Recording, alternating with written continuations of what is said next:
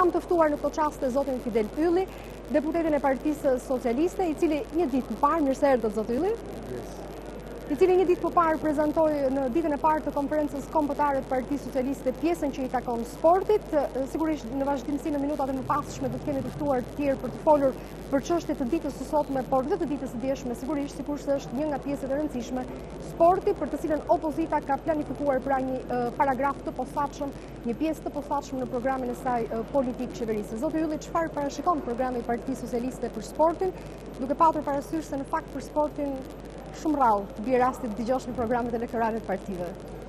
Në fakt, ne duhet t'i bëjmë një gjë të qartë të gjithë shqiptarëve dhe teleshikuesve që më na ndjekin, që kur flasim për sport nuk duhet mendojmë sportin si një lojë argëtuese, sportin thjesht si futboll ose një kompeticion si kush deli pari.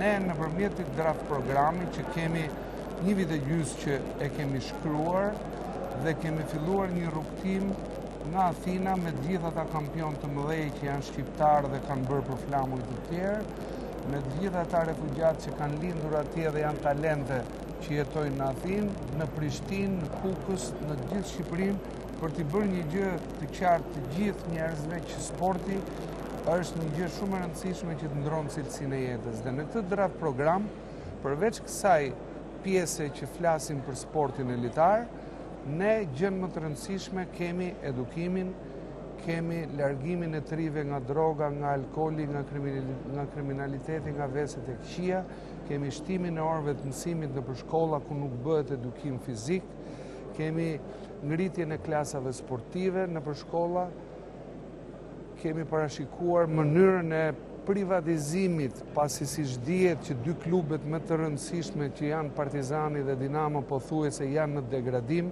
ku për interesa pronarësh ose interesa të biznesit po kthehen të gjithë terrenet sportive në pallate. Ne në këtë draft program kemi të përcaktuar mjaft mirë në detaje që si do t'i realizojmë dhe si ky draft program që do të bëhet program shumë shpejt me të gjithë vërejtjet dhe sugjerimet që ne po na bëjnë në gjithë Shqipërinë, që të kemi mundësi që me ardhje në pushtet në 2013 ne t'i japim shpresë njerëzve, jo vetëm njerëzve të sportit, po të gjithë familjarëve që e kanë të lidhur pjesën e tyre me fëmijët e tyre, me edukimin e tyre, me orët e mësimit, me vajtjen nëpër palestra, me mënyrën që thash të privatizimit, me imazhin e Shqipërisë në lojrat olimpike, sepse është e paimagjinueshme që të shkojë një delegacion shqiptar në lojrat olimpike, që është evenimenti më i rëndësishëm që bëhet një herë në 4 vjet dhe bota dhe shtetet të përgjegjshme europiane nxjerrin miliarda lek, paguajnë për imazhin, për të bërë reklam në CNN, në Euronews, në Eurosport, në të gjithë këto televizionet prestigjioze, dhe ne paguajmë vetëm $32.000 për imazhin e Shqipërisë për ekipin olimpik që do të shkojnë në Londër 2012 dhe $32.000 jepen me datën 20 gusht, kur Olimpiada ka mbaruar me 8 gusht, që këto para nuk janë as për grumullim, as për trajtimin e sportistëve, as për veshjet e tyre, as për bileta, as për që nuk ka asnjë lloj vlere. Kjo nuk ka të bëjë sepse shteti shqiptar nuk ka buxhete, sepse me thënë drejtën dhe janë dhënë para në forma dhe mënyra të ndryshme, bursa Komiteti Olimpik. Ky shtet ka dhe halle tjera, nuk ka sportin ndoshta prioritetin kryesor për të rritur buxhetet, sepse imagjinoni për 25 federata janë 700.000 euro. Qa do i bëjmë të 700.000 euro? Rroga sekretarës, kur Kosova, që nuk është bërë akoma shtet, e ka 4 herë më të lartë buxhetin e sportit. Ka shumë herë në shumë sporte se ne ka nivel më të lartë, përsa i përket anës së sporteve individuale. Tani, gjithë problemi jonë është tek vizioni i kësaj qeverie, që del ministri në një panel me gazetarë sportiv, dhe këta i bëjmë pyetje dhe ky më flet për rrugët. Ç'është ky? Thot sporti është 100, ne kemi bërë rrugë. Kjo është papërgjegjshmëri. Ky është një vizion i mangët që kjo qeveri dhe qeveritë e majta që kanë qenë nuk kanë bërë gjë për sportin, sepse vetë kryetari Rama, që ka qenë ministri i sporteve, e pranoi dhe tha që në 22 vjet asnjë forcë politike nuk ka bërë këtë program që kemi ne. Ky është një ndër programet më ambiciozë që ka Partia Socialiste për rilindje shqiptare, programi i sportit. Do të thoni, mendoni se me këtë qasje të re që do t'i ofroni publikut gjatë shpalosjes së projekt programit tuaj për sportin, mendoni se imazhi i Shqipërisë nga pikpamja e sportit, njerëzve të sportit do të ngrihet më tej, do të ketë gjithashtu dhe një mbështetje më të madhe për sportistët, për njerëzit që kanë nderuar Shqipërinë, kanë ngritur flamurin kombëtar. Sonila, unë jam pjesë e sportit, në një kohë tani jam bërë dhe pjesë e politikës. Dhe në qoftë se ne nuk ndërthurim sportin me politikën, se në fjalimin tim që unë mbajta dje para konventes, thash që sporti e ka dashur politikën dhe e ka mbështetur atë.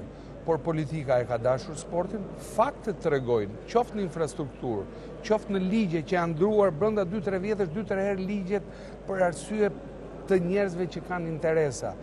Pra në qoftë se politika tani nuk bëhet e përgjeshme, që ta fusi në prioritetet e saj, ashtu si që ka futur Partia Socialiste, ka marrë një vendim politik, historik, që s'është marrë ndonjëherë. Kanë qenë këta socialistët tanë 8 vjetë në pushtet. Kryetari Rama ka qenë ministri i sportit, po ky është një vendim politik që nuk e bën dot as Fidel Ylli si njeri i sportit, as si deputet, as dhe ministri. Këtë e bën kryeministri, grupi parlamentar, konventa kombëtare që unë i bëra thirrje dhe kërkoj bekimin dhe besimin tuaj që të na mbështesni në këtë projekt, se nuk është thjesht çështje imazhi, se ne do nxjerrim ca kampiona në sport, se sport nuk do të thotë gjë që luan Shqipëria me Francën dhe të gjithë politikanët tanë kërkojnë bileta, po që të shkosh të ndeshje me Francën duhet i bësh një pyetje vetes. Çfarë ke bërë ti për sportin si kryeministër? Çfarë buxhetesh ke dhënë? Çfarë infrastrukture ke dhënë që e ke me kushtetut që shteti duhet të mbajë këto impiante që ka dhe duhet bërë të reja. Dini ju të jetë bërë në një impiant i ri në Shqipëri. Hidhen para, lyen fasada, fitohen ca lek, ca tendera, ca gjëra dhe kjo është një katastrofë ku sporti ka vajtur në pikën -0.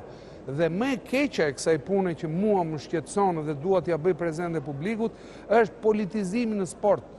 Është gjëja më e tmerrshme, sepse flamuri kombëtar, ekipi kombëtar ka të bëjë nga të majtë e nga të djathtë, tifozat kuqezi janë të majtë e të djathtë. Këta tani nuk të vinë shokët e tu që ke pirë djersën me ta. Ne organizojmë si Komision Draftin e Sportit, ai thotë jam me ty, por nuk vi dot se më kanë dhënë urdhër nga ministria me heqin nga puna. Domethënë koha e Enverit kishte një gjë dhe thoshte mos rri me Sonilën se është e përsekutuar. Po ne të futa në burg.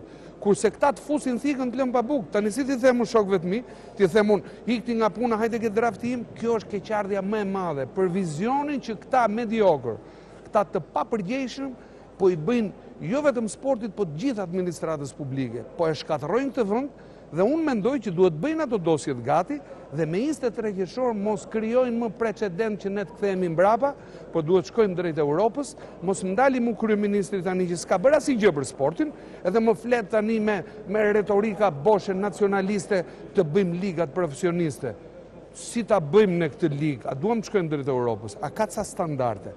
A ka ca FIFA dhe ca UEFA? Ka ca marrëveshje që janë ratifikuar në parlament që janë më kryesore se ligjet shqiptare që thot kushtetuta. Qofse ne duam të shkojmë drejt Europës, duam ta njohim Kosovën njerëz si shtet, merrni draftin e sportit, shikojeni që kemi 1 vit e gjysmë dhe themi bashkëpunimi institucional me institucionet e Kosovës. Si do ta fillojmë bashkimin kombëtar që e duam të gjithë? Ta fillojmë njëherë me ato liga që s'na pengojnë ndërkombëtarët. Me mundjen të nxjerrim një kampion përbashkët Kosovë-Shqipëri. Por kjo do të bëjë që do të rrisi tregun, do të rrisi audiencën, do të rrisi shikueshmërinë, do të rrisi biznesin që do të na vi, do të na bëhet sponsor në këto sporte individuale që s'po na afrohet njeri, sepse nuk i kërkohet gjithçka shtetit. Shteti. Duhet një vizion tjetër që të bëjmë ca ligje të mira për të afruar biznesin, që biznesi të bëhet pjesë e sportit, të sponsorizojë, po të ditë çfarë do fitojë. Domethënë, në rast se ne nuk bëjmë mirë të ndërtojmë të shtëpinë tonë që kemi këtu brenda, të bëjmë ca ligje të mira, të krijojmë një frymë bashkëpunimi të majtë e djathtë, që ke sporti duhet të jemi bashkë, sepse Greqia është në krizë, po vrasin njerëzit veten dhe Federata Peshqëngritjes e ka 2 milion euro vetëm një federatë. Ne kemi 700.000 euro për 25 federata. E kuptoni se ku jemi? Prandaj në këtë draft program që ne kemi 1 vit e gjysmë që kemi shkruar, i kemi hyrë një rrugtimi të gjatë në të gjithë Shqipërinë. Vjen kryeministri tani na flet për sportin këtë moment. Ne nuk jemi se kush e tha si ide, e tha Aleanca Kuqezia, apo e tha kryeministri. Ne kemi të shkruar, e keni në draft program, ja u kemi shpërndar gjithë aktorëve dhe faktorëve të sportit. Kjo është situata me Kosovën, që sporti bën dhe politik, po sporti është një hap para politikave të egra. Sporti është ai që i bashkon kombet, jo t'i vëmë zjarrin Ballkanit ne me retorika boshe. Ky është vizioni i Partisë Socialiste, i Edi Ramës, i Komisionit Sporteve, dhe ne jemi më të bindur se kur që ky draft program që flet dhe për punësimin, se rritja e orëve të mësimit në shkolla do të na rrisi 1200 mësues në këtë projekt që ne kemi. Pra punësojnë 1203 që mbarojnë Universitetet e Sporteve, s'kan ku punojnë dhe vinë ke unë kërkojnë punë për kamarierë dhe për banakierë. Ka inxhiniera të punojnë në terrenet sportive, ka ekonomistë, ka juristë. Pra ky është një kompleks që ne duhet që nëpërmjet i draft programi kemi një vizion shumë të gjerë, jo thjesht për sportin elitar dhe ta mendojmë sportin si një lojë. Sporti është edukim, është zhvillim, është imazh, është punësim, është shëndet për njerëzit dhe shpreha që unë thash dje, ne si Parti Socialiste gjën më të rëndësishme kemi shëndetin e njerëzve dhe kështu e shikojmë si asetin më të rëndësishëm që duke investuar në sport do të ulim shpenzimet në shëndetësi, në ato smundje që njerëzit po i bien infarkte në moshën 50 vjeç. Faleminderit zoti Ylli për këtë shpjegim të hollësishëm që i bët programit Partisë Socialiste për sportin, që duket është edhe më kompleks pas shpjegimit tuaj. Faleminderit. Rrofsh, faleminderit.